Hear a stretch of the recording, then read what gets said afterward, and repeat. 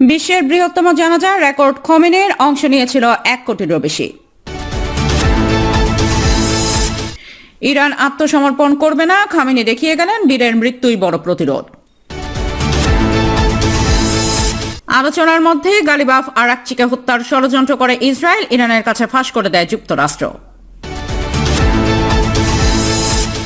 ইসরায়েলের ইঙ্গিত যুদ্ধ চলবেই। এবং সর্বশেষ জানাবো ভেনেজুয়েলার জোড়া ভূমিকম্প, মৃত্যু বেড়ে 2595, আহত 12,000-এর বেশি। দর্শক শুনছিলেন সংবাদ শিরোনাম, এখন জানিয়ে দেব বিস্তারিত সংবাদ। তবে তার আগে অনুরোধ থাকবে এই ভিডিওটিতে একটি লাইক দেন এবং কমেন্ট করে জানিয়ে দেন আপনি কোথা থেকে বা কোন জেলা থেকে আমাদের সংবাদ শুনছেন এবং দেখছেন। বিশ্বের বৃহত্তম জানাজা রেকর্ড খোমেনির অংশ নিয়েছিল 1 কোটিরও বেশি। বিশ্বের সবচেয়ে বড় অন্ত্যেষ্টিক্রিয়া হিসেবে ইতিহাসে স্থান করে নিয়েছে ইরানের ইসলামী বিপ্লবী নেতা আয়াতুল্লাহ রুহুল্লাহ খোমেনির জানাজা।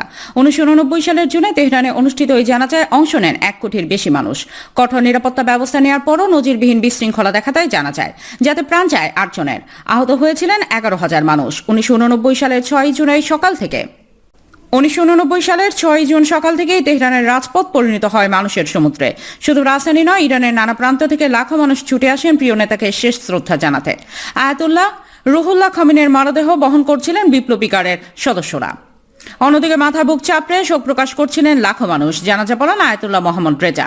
সর্বোচ্চ নেতাকে শেষ বিদায় জানাতে আবেগে বারবার থেমে যায় তার কণ্ঠ। জানাজা শেষে কাঠের কফিনে মরদেহ তুলে বেহেশতে জাহারা কবরস্থানের উদ্দেশ্যে যাত্রা শুরু হয়। কিন্তু এরপরই ঘটে ইতিহাসের অন্যতম নাটকীয় ঘটনা। প্রিয় নেতাকে শেষবারের মতো ছুঁয়ে দেখতে লাখো মানুষ একযোগে ছুটে যায় খোমেনির কফিনের দিকে। ভিড়ের চাপে নিয়ন্ত্রণ হারিয়ে ফেলেন নিরাপত্তা কর্মীরা। এক পর্যায়ে কফিন থেকে ছিটকে পড়ে যায় 86 বছর বয়সী খোমেনির সাদা কাফনে মোড়ানো মরদেহ। মুহূর্তে শুরু হয় চরম বিশৃঙ্খলা। কেউ মরদেহ স্পর্শ করতে চাইছিলেন, কেউ কফিন আঁকড়ে ধরছিলেন। বিপ্লবী গার্ড সদস্যদের অনেককেই লাঠিচার্জ করতেও দেখা যায়। এক পর্যায়ে ফাঁকা গুলিও করে নিরাপত্তা বাহিনী, তবুও থামেনি জনস্রোত। মরদেহ বহনকারী গাড়ি মানুষের ঢলে সম্পূর্ণ আটকে যায়। মাত্র আধা মাইল অতিক্রম করতে লেগে যায় 2 ঘন্টারও বেশি সময়। সেদিন তেহরানের তাপমাত্রা ছিল প্রায় 33 ডিগ্রি সেলসিয়াস। গরমে অতিরিক্ত ভিড়ে অনেকে অজ্ঞান হয়ে পড়েন। ফায়ার সার্ভিসের কর্মীরা মানুষের উপর পানি ছিটিয়ে পরিস্থিতি সামাল দেওয়ার চেষ্টা করেন। বিশৃঙ্খলায় প্রাণ চায় 8 জনের, প্রায় 11,000 মানুষ আহত হন। পরিস্থিতি এতটাই নিয়ন্ত্রণের বাইরে চলে যায় যে সেদিনের দাফন অনুষ্ঠান স্থগিত করতে বাধ্য হয় কর্তৃপক্ষ। পরবর্তীতে পুনরায় আয়োজন করে দাফন সম্পন্ন করা হয়। ইতিহাস বলছে সেই জানাজায় অংশ নিয়েছিলেন 1 কোটির বেশি মানুষ, অর্থাৎ সে সময় ইরানের মোট জনসংখ্যার 6 ভাগের 1 ভাগ। এই রেকর্ড এখনও বিশ্বের বৃহত্তম অন্ত্যেষ্টিক্রিয়া হিসেবে গিনেস ওয়ার্ল্ড রেকর্ডে স্বীকৃত। ইরান আত্মসমর্পণ করবে না, খামেনি দেখিয়ে গেলেন বীরের মৃত্যুই বড় প্রতিরোধ। শত্রুর রক্তচক্ষুকে উপেক্ষা করে এক অজয় শক্তির বার্তা দিয়ে গর্জে উঠলেন ইরানের সেনাপ্রধান। তেহরানের আকাশে বাতাসে এখন শোক আর প্রতিরোধের বারুদ। গোটা ইরান জুড়ে এখন অভূতপূর্ব পরিস্থিতির সৃষ্টি হয়েছে, যেখানে প্রতিটি মানুষের হৃদয়ে শোকের গভীর ক্ষত আর চোখে অদম্য প্রতিশোধের আগুন। পরম শ্রদ্ধেয় নেতা আয়াতুল্লাহ আলী খামেনির শাহাদাত বর্ণের শোককে শক্তিতে রূপান্তর করতে বদ্ধপরিকর বীর দর্পে এগিয়ে চলা ইরানি জাতি। ইরানের সেনাপ্রধান মেজর জেনারেল আমির হাতামি বজ্রকঠিন বিবৃতিতে স্পষ্ট করে দিয়েছেন, শত্রুরা ভেবেছিল এই জঘন্য হত্যাকাণ্ডের মাধ্যমে তারা ইরানের মেরুদণ্ড ভেঙে দেবে, কিন্তু তারা ভুলে গেছে যে এই জাতির যে কোনো পরিস্থিতিতে মাথা নত করার জন্য তৈরি হয়নি। তার কণ্ঠে ঝরে পড়ল প্রতিরোধের সেই চিরাচরিত শপথ, যা বিশ্বকে আরো একবার মনে করিয়ে দিল যে সাম্রাজ্যবাদী শক্তির চক্রান্ত কখনোই এই জাতির ইস্পাত কঠিন ঐক্যকে টলাতে পারবে না। আয়াতুল্লাহ খামেনির জীবন ছিল সাহস ও দূরদর্শিতার এক বিরল উপাখ্যান, যা কেবল ইরানের জন্যই নয় বরং বিশ্বজুড়ে শোষিত মানুষের জন্য এক অনুপ্রেরণার মশাল হিসেবে কাজ করেছে। সেনাপ্রধানের মতে শাহাদাতের শেষ মুহূর্ত পর্যন্ত তিনি সত্যের পথ থেকে বিচ্যুত হননি। আজ তার সেই পথকেও ব্যাহত রাখতে তার নেতৃত্ব নিয়ে আয়াতুল্লাহ সাইয়েদ মোস্তফা খামেনির উপর আস্থা রেখে যাতে সামনের দিকে এগিয়ে যেতে প্রস্তুত। শনিবার থেকে শুরু হতে যাওয়া এই দাফন প্রক্রিয়া কেবল শোক প্রকাশের কোনো আনুষ্ঠানিকতা নয়, এটি হলো বিশ্বের কাছে ইরানের শক্তির এক বিশাল প্রদর্শন। তেহরানের গ্র্যান্ড মাসাল্লায় সমবেত হতে যাওয়া 15 থেকে 20 মিলিয়ন মানুষ বিশ্ববাসীকে দেখিয়ে দেবে যে নেতার বিদায় মানেই বিপ্লবের সমাপ্তি নয়, বরং প্রতিরোধের নতুন আধারের সূচনা মাত্র। দেশের সীমান্ত সুরক্ষায় ইতিমধ্যে সর্বোচ্চ সতর্কতা জারি করেছে ইরানের সশস্ত্র বাহিনী। স্থলভাগ থেকে জলসীমা এমনকি আকাশসীমা প্রতিটি ইঞ্চি এখন সেনার নিশ্চিদ্র নজরদারিতে। মুখপাত্র ব্রিগেডিয়ার জেনারেল মোহাম্মদ আকরামিনিয়া স্পষ্টভাবে হুঁশিয়ারি দিয়ে রেখেছেন, যদি কোনো দেশ বা শক্তি এই শোকের আবহে কোনো ধরনের ভুল হিসাব নিকাশ করে তবে তাদের জন্য অপেক্ষা করছে এক ভয়াবহ কঠোর জবাব। শোকের এই মহাযাত্রা তেহরান থেকে শুরু হয়ে পবিত্র শহর কমে পৌঁছবে এবং সেখান থেকে ইরাকের কারবালা ও নাজাফের মতো ঐতিহাসিক স্থানগুলোতে ছড়িয়ে পড়বে। 9 জুলাই মাসাদে চূড়ান্ত সমাধিস্থ করার আগ পর্যন্ত প্রতিটি পদক্ষেপে থাকবে লক্ষ লক্ষ মানুষের ঢল। ইরাক ও ইরানের রাজপথ জুড়ে এই ঐতিহাসিক গণজমায়েত মূলত সাম্রাজ্যবাদী শক্তির প্রতিটি অপপ্রয়াসকে ব্যর্থ করে দেওয়ার এক অঘোষিত মহড়া। ফেব্রুয়ারি মাসের সেই কালো দিনে যুদ্ধের প্রথম আঘাতেই প্রাণ হারানো 86 বছর বয়সী এই মহান নেতার মৃত্যু ইরানকে দমাতে পারেনি, বরং দেশের প্রতিটি নাগরিককে আরও বেশি সংহতিবদ্ধ করেছে। শত্রুর সমস্ত পরিকল্পনাকে ধুলোয় মিশিয়ে দিয়ে ইরান এখন এক নতুন ভবিষ্যতের দিকে তাকিয়ে আছে, যেখানে কেবল প্রতিরোধ আর দৃঢ় সংকল্পের জয়গান শোনা যায়। ইরানের প্রতিটি ঘর এখন এক একটি দুর্গে পরিণত হয়েছে। সেনাপ্রধানের এই ডাক কেবল আনুষ্ঠানিক আমন্ত্রণ নয়, এটি হলো সেই অজয় দেশপ্রেমের স্ফুরণ যা কোনোদিন আত্মসমর্পণ করতে জানে না। সমস্ত প্রতিকূলতাকে তুচ্ছ করে বুক ফুলিয়ে দাঁড়িয়ে থাকা এই ইরানি জাতি আজ বিশ্বকে প্রমাণ করতে চায় যে শাহাদাতের রক্তে লেখা এই প্রতিরোধের ইতিহাস কোনোদিন মুছে যাওয়ার নয়। আলোচনার মধ্যে গালিবাফ আরাকচিকে হত্যার ষড়যন্ত্র করে ইসরায়েল, ইরানের কাছে ফাঁস করে দেয় যুক্তরাষ্ট্র।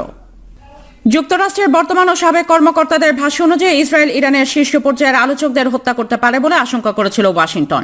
ঠিক সেই সময় প্রেসিডেন্ট ডোনাল্ড ট্রাম্পের প্রশাসন যুদ্ধের অবসান ঘটানো এবং হরমুজ প্রণালী আবার উন্মুক্ত করার লক্ষ্যে অত্যন্ত গুরুত্বপূর্ণ একটি সমঝোতার চেষ্টা চালাচ্ছিল। মার্কিন সংবাদ মাধ্যম ওয়াল স্ট্রিট জার্নালের খবরে বলা হয়েছে, মার্কিন কর্মকর্তারা জানিয়েছেন ইরানের পররাষ্ট্রমন্ত্রী আব্বাস আরাকচি এবং দেশটির পার্লামেন্টের স্পিকার মোহাম্মদ গালিবাফকে হত্যা করার সম্ভাবনা নিয়ে ওয়াশিংটনের উদ্বেগ এত তীব্র ছিল যে চলতি বসন্তে তারা এক অসাধারণ পদক্ষেপ নেয়। মধ্যস্থতাকারীদের মাধ্যমে ইরানকে সতর্কবার্তা পাঠানো হয় ইসরায়েল তাদের হত্যার পরিকল্পনা করতে পারে। এক মার্কিন কর্মকর্তা নাম প্রকাশ না করার শর্তে বলেন, আপনি যদি এই ব্যক্তিদের হত্যা করেন তাহলে বাস্তববাদীদের হত্যা করবেন। ইসরায়েলের লক্ষ্যভিত্তিক হত্যাকাণ্ডের কৌশল নিয়ে যুক্তরাষ্ট্রের অবস্থান ব্যাখ্যা করতে গিয়ে তিনি এই মন্তব্য করেন। অপর এক কূটনীতিক জানান, মার্চ মাসে যখন ট্রাম্প প্রশাসন যুদ্ধ শেষ করার কূটনৈতিক পথ খুঁজতে শুরু করে তখন থেকে মার্কিন কর্মকর্তারা তাদের ইসরায়েলি সমকক্ষদের বলে আসছিলেন যেন তারা ইরানের রাজনৈতিক নেতৃত্বকে হত্যা করার অভিযান চালিয়ে না যায়। বিশ্লেষকদের মতে মার্কিন কর্মকর্তারা শুধু ইসরায়েলকে সতর্ক করেই থেমে থাকেনি, বরং ইরানকেও তাদের শীর্ষ আলোচকদের সম্ভাব্য হত্যার বিষয়ে সতর্ক করেছেন। এটি যুক্তরাষ্ট্র ইসরায়েল সম্পর্কে টানাপোড়েন এবং ইসরায়েলি সরকারের উপর ট্রাম্প প্রশাসনের সীমিত প্রভাবকে স্পষ্ট করে। যুক্তরাষ্ট্রের পররাষ্ট্র দপ্তরের সাবেক কর্মকর্তা এবং রিপাবলিকান ও ডেমোক্রেট উভয় প্রশাসনের উপদেষ্টা অ্যারন ডেভিড মিলার বলেন, এটি দেখায় যে যুদ্ধের লক্ষ্য নিয়ে যুক্তরাষ্ট্র ইসরায়েলের মধ্যে মৌলিক পার্থক্য রয়েছে।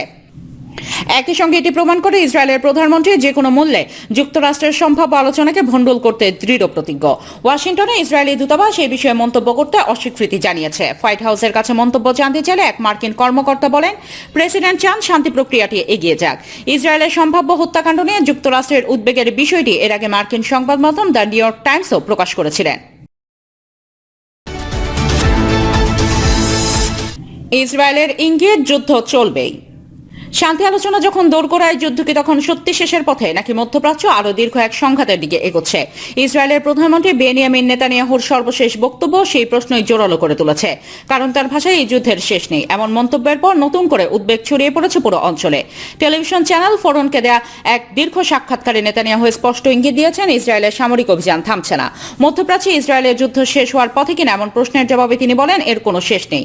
অর্থাৎ পরিস্থিতি যতই বদলাক, ইসরায়েলের সামরিক নীতি বদলানোর কোনো লক্ষণ আপাতত দেখা যাচ্ছে না। নিজেদের সামরিক সাফল্যের কথাও জোর দিয়ে তুলে ধরেন নেতানিয়াহু। হামাস ও হিজবুল্লাহর শীর্ষ নেতাদের হত্যাকাণ্ড, গাজা, লেবানন ও সিরিয়ায় সামরিক উপস্থিতির কথা উল্লেখ করে তিনি দাবি করেন, ইসরায়েল অভূতপূর্ব সাফল্য অর্জন করেছে। তার ভাষায়, তারা এমন এক ভয়ের দেয়াল ভেঙে দিয়েছে যা কয়েক দশক ধরে কেউ স্পর্শ করার সাহস করেনি। সাম্প্রতিক ইরান ইসরায়েল সংঘাতের প্রসঙ্গ টেনে নেতানিয়াহু বলেন, 47 বছর ধরে কেউ ইরানে হামলা চালানোর সাহস করেনি, কিন্তু এখন সেই বাস্তবতা বদলে গেছে। তার এই বক্তব্যকে অনেক বিশ্লেষক ভবিষ্যতের আরও কঠোর সামরিক নীতির ইঙ্গিত হিসেবেই দেখছেন। 2023 সালের 7 অক্টোবর হামাসের হামলার পর নেতানিয়াহু নিশ্চিত বিজয়ের পর প্রতিশ্রুতি দিয়েছিলেন, সেটি এখন অর্জন করা সম্ভব হবে কিনা এমন প্রশ্নের জবাবেও তিনি পিছু হটেননি, বরং বলেন মধ্যপ্রাচ্যে টিকে থাকতে হলে শক্তিশালী হওয়া ছাড়া বিকল্প নেই। তার দাবি, অতীতের যে কোনো সময়ের চেয়ে এখন ইসরায়েল অনেক বেশি শক্তিশালী। সাক্ষাৎকারের এক পর্যায়ে নেতানিয়াহু বলেন, ইসরায়েল যে যুদ্ধের লক্ষ্য অর্জন করতে পারবে সেটা কেউ বিশ্বাস করেনি। এরপর তিনি উপস্থিত দর্শকদের উদ্দেশ্যে প্রশ্ন করেন, কেউ কি হাততালি দিচ্ছেন না? মুহূর্তে স্টুডিও জুড়ে হাততালির শব্দ ওঠে। সেই দৃশ্য এখন সামাজিক মাধ্যমে ব্যাপক আলোচনার জন্ম দিয়েছে। গাজার ভবিষ্যৎ নিয়েও ছিল গুরুত্বপূর্ণ প্রশ্ন। ফিলিস্তিনিদের দেশান্তরের পরিকল্পনা এখনো রয়েছে কিনা এমন প্রশ্নে নেতানিয়াহু শব্দটি শুধরে দিয়ে বলেন, স্বেচ্ছায় দেশান্তর। এরপর চোখ করেন তিনি, কথা কম বলেন, কাজ বেশি করেন। গাজায় নতুন করে ইহুদি বসতি স্থাপনের প্রশ্নেও তিনি একই ধরনের রহস্যময় উত্তর দেন। তবে যুদ্ধের এই কঠোর অবস্থানের মধ্যে ইসরায়েলের ভেতর থেকে উঠে আসছে এক ভিন্ন চিত্র। দেশটির প্রভাবশালী দৈনিক হারেস এর এক প্রতিবেদনে বলা হয়েছে, নতুন প্রজন্মের ইসরায়েলি শিক্ষার্থীদের মধ্যে বর্ণবাদী মনোভাব উদ্বেগজনকভাবে বেড়েছে। শিক্ষা মন্ত্রণালয়ের এক জরিপে দেখা গেছে, ধর্মীয় স্কুলের 52% এবং ধর্মনিরপেক্ষ স্কুলের 35% শিক্ষার্থী মনে করে ইসরায়েলের কিছু গোষ্ঠীর, বিশেষ করে ফিলিস্তিনি নাগরিকদের সমাজের অংশ হওয়ার অধিকার নেই। বিশ্লেষকদের মতে দীর্ঘযুদ্ধ নতুন প্রজন্মের মানসিকতা গভীরভাবে বদলে দিচ্ছে। একাধিক শিক্ষাবিদ সতর্ক করে বলেছেন, তরুণদের মধ্যে জাতীয়তাবাদী আবেগ যেমন বেড়েছে, তেমনি কমে গেছে শান্তিপূর্ণ সহাবস্থানের বিশ্বাস। অনেক শিক্ষার্থী এখন আর ফিলিস্তিনিদের সঙ্গে রাজনৈতিক সমাধান বা শান্তি প্রতিষ্ঠা সম্ভব বলে মনে করে না। এদিকে যুদ্ধের আরেক ভয়াবহ প্রভাব দেখা যাচ্ছে ইসরায়েলের পরিবারগুলোর ভেতরে। সংবাদ মাধ্যম বাইনেট প্রকাশিত এক গবেষণায় উঠে এসেছে, রিজার্ভ সেনাদের শিশুদের বড় একটি অংশ যুদ্ধ পরবর্তী মানসিক আঘাতে ভুগছে। রাইকম্যান ইউনিভার্সিটি জরিপে দেখা গেছে, 7 বছরের কম বয়সী বিপুল সংখ্যক শিশুর মধ্যে পোস্ট ট্রমাটিক স্ট্রেস ডিসঅর্ডারের লক্ষণ দেখা দিচ্ছে। আক্রান্ত শিশুদের একটি বড় অংশ গুরুতর মানসিক সমস্যার মধ্য দিয়ে যাচ্ছে। দর্শক, এই ছিল আমাদের হাতে পাওয়া সর্বশেষ সংবাদ। পরবর্তী সংবাদ দেখার আমন্ত্রণ জেনে এখানেই বিদায় নিচ্ছি। সবাই ভালো থাকবেন, সুস্থ থাকবেন। আল্লাহ হাফেজ।